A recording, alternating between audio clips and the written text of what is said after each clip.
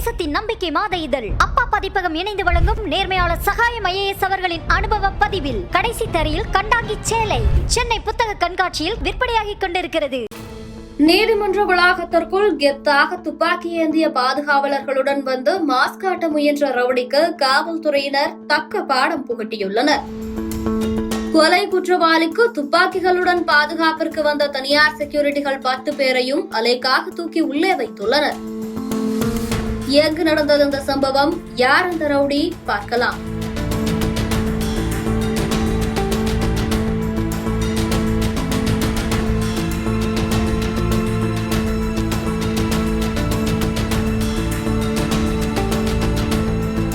கிருஷ்ணகிரி மாவட்டம் ஒசூர் அருகே கௌதாசபுரம் பகுதியில் உள்ள மதுபான கடை அருகே கடந்த செப்டம்பர் மாதம் 18ஆம் தேதி இரவு இளைஞர் ஒருவர் கொடூரமான முறையில் கொலை செய்யப்பட்டு கிடந்துள்ளார்.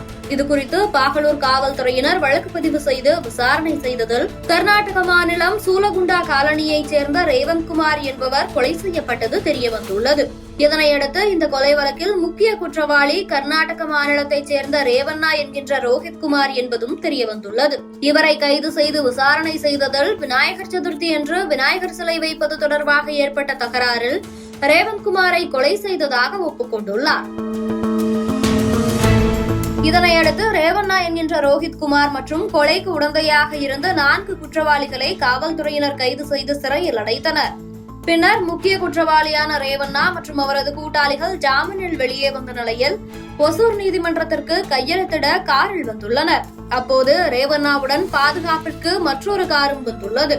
இந்த கார் ஒசூர் நீதிமன்றத்திற்குள் நுழைந்தவுடன் அங்கு பாதுகாப்பு பணியில் இருந்த பாகலூர் காவல் ஆய்வாளர் பிரகாஷ் தலைமையிலான காவலர்கள் காரை சோதனை செய்தபோது காரில் 5 கைத்துப்பாக்கிகள் இருந்ததை கண்டு அதிர்ச்சியடைந்துள்ளனர். இதனையடுத்து துப்பாக்கி மற்றும் கார்களை பறிமுதல் செய்து அவர்களை நகர காவல் நிலையத்திற்கு அழைத்துச் சென்று விசாரணை மேற்கொண்டதில் ஒசூர் நீதிமன்றத்தில் கையெழுத்திட வந்தபோது ரேவந்த்குமார் தரப்பினரால் ரேவண்ணாவிற்கு உயிர் அச்சுறுத்தல் இருக்கும் என பயந்து அவருக்கு பாதுகாப்பிற்காக கர்நாடக மாநிலத்தைச் சேர்ந்த தனியார் பாதுகாப்பு நிறுவனத்திலிருந்து அழைத்து வந்தது தெரியவந்துள்ளது.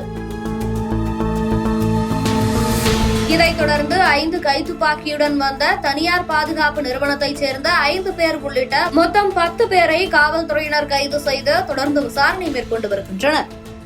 தேசத்தின் நம்பிக்கை மாத இதழ் அப்பா பதிப்பகம் இணைந்து வழங்கும் நேர்மையாளர் சகாயம் IAS அவர்களின் அனுபவ பதிவில் கடைசி தரையில் கண்டாங்கி சேலை சென்னை புத்தக கண்காட்சியில் விற்பனையாகிக் கொண்டிருக்கிறது.